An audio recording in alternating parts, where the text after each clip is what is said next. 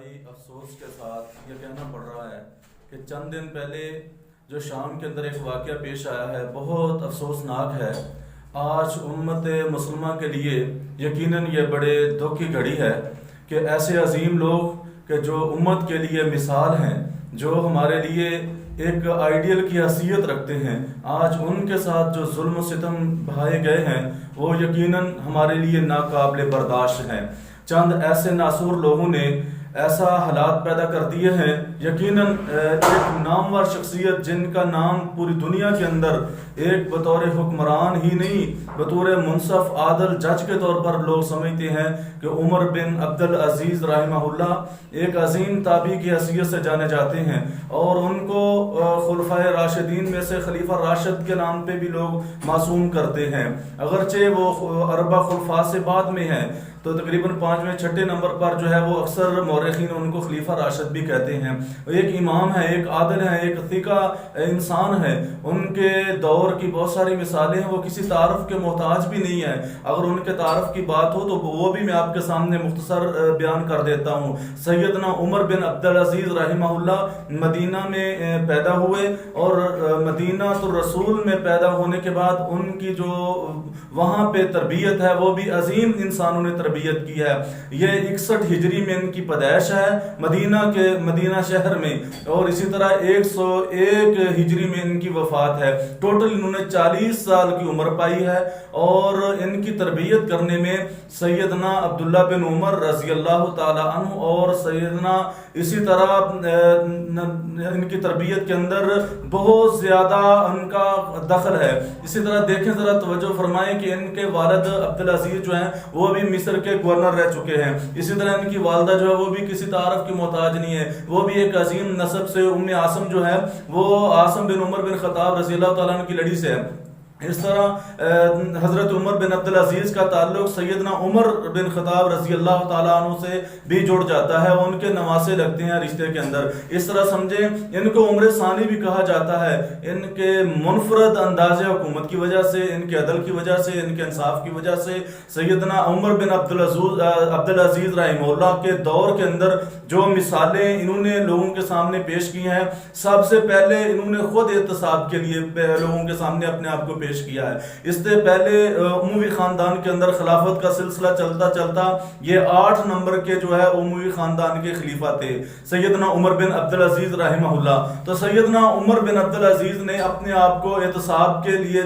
پیش کیا اور اپنی ذات کو پیش کیا ہے۔ جب سلمان بن عبد الملک سے ان کو اقتدار ملا ہے، خلافت ملی ہے، تو انہوں نے ایسی مثالیں پیش کی ہیں۔ ان کا بیٹا عبد الملک ان کے سامنے ساری جائیداد کی ٹوٹل جتنی رجسٹریاں تھی، سارے کاغذات ان کے سامنے لے کر آیا، تو سیدنا عمر بن عبدالعزیز رحمہ اللہ نے وہ ساری کی ساری رجسٹریاں، سارے کاغذات ان کو کینچی کے ساتھ کاٹ دیا اور کہا کہ میرا اس پہ حق نہیں ہے۔ اسی طرح ان کی جو زوجہ محترمہ تھی سیدہ فاطمہ، وہ بھی ایک عظیم عورت تھی، اس نے بھی وہ بھی ایک خلیفہ عبد الملک کی وہ ہمشیرہ تھی، تو وہ عظیم نسب سے ان کا تعلق تھا، وہ بھی کسی عام گھرانے سے تعلق نہیں رکھتی تھی۔ تو اس نے اپنا سارے کا سارا زیور اور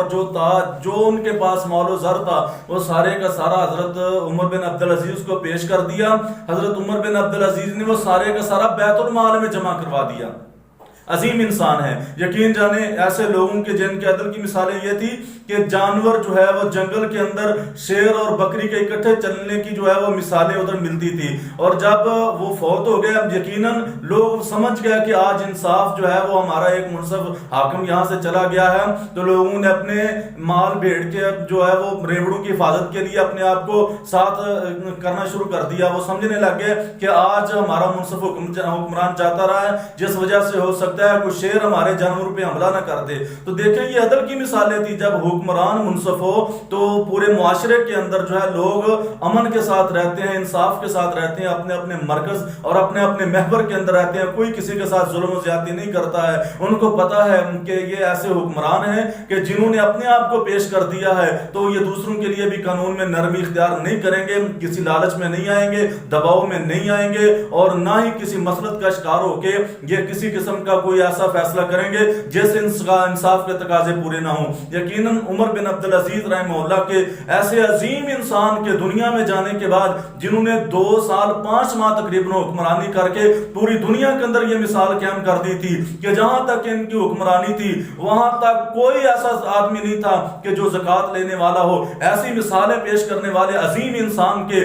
آج مجھے بڑے افسوس کے ساتھ کہنا پڑتا ہے کہ نام نہاد مسلمان اپنے آپ کو کہلوانے والے شام کے اندر، سوریا کے اندر، جہاں ان کا جو ان کے لیے مدفن ہے، ان کا مقبرہ ہے، وہاں سے ان کی لاشوں کو، ان کے جسم مبارک کو وہاں سے نکال کے، وہاں سے ان کی قبروں کو کھیڑ کے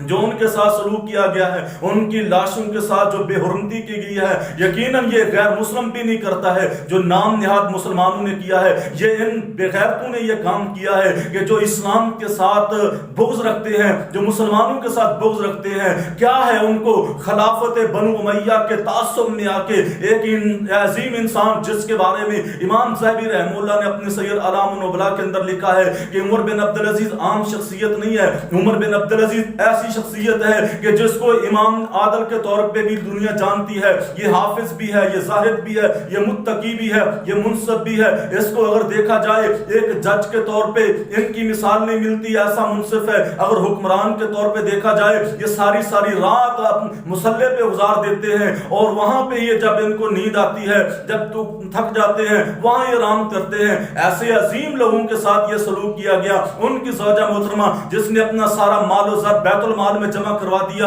اور امت مسلمہ کو ایک آئیڈیل حکمرانی انہوں نے پیش کی ہے. یقیناً ایسے لوگوں کے ساتھ یہ سلوک کرنا یہ ایک ظلم و ستم ہے. میں اپنے حکومت پاکستان سے مطالبہ کرتا ہوں کہ ہماری حکومت کو چاہیے کہ حکومت شام سے رابطہ کرے اور وہاں کے جو حکمران ہیں ان سے یہ مطالبہ کرے کہ ایسے ہمارے عظیم شخصیت کے ساتھ جو ان کی لاش کی بے حرمتی کی گئی ہے، یقیناً یہ ہمارے لیے ناقابل برداشت ہے. اور وہاں سے نکال کر اگر کسی دوسری جگہ پہ منتقل کیا گیا ہے،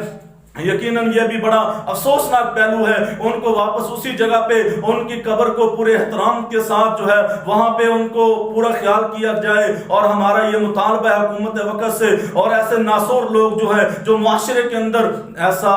فساد برپا کرنا چاہتے ہیں ان کو عبرتناک سزا دی جائے. اور یہ ہمارا مطالبہ ہے کہ یہ عظیم شخصیت عمر بن عبدالعزیز رحمہ اللہ جو ایک آئیڈیل شخصیت تھے، جو خلیفہ راشد بھی تھے، تابعی بھی تھے، عظیم انسان تھے، عظیم مفکر تھے. ہم دعا کرتے ہیں کہ اللہ تعالیٰ ایسے عظیم انسان کو ہمارے لیے ہماری زندگیوں کے اندر اللہ پاک ہم کو ایسا جو ان کا کردار تھا اپنانے کی توفیق عنایت فرمائے. وما علینا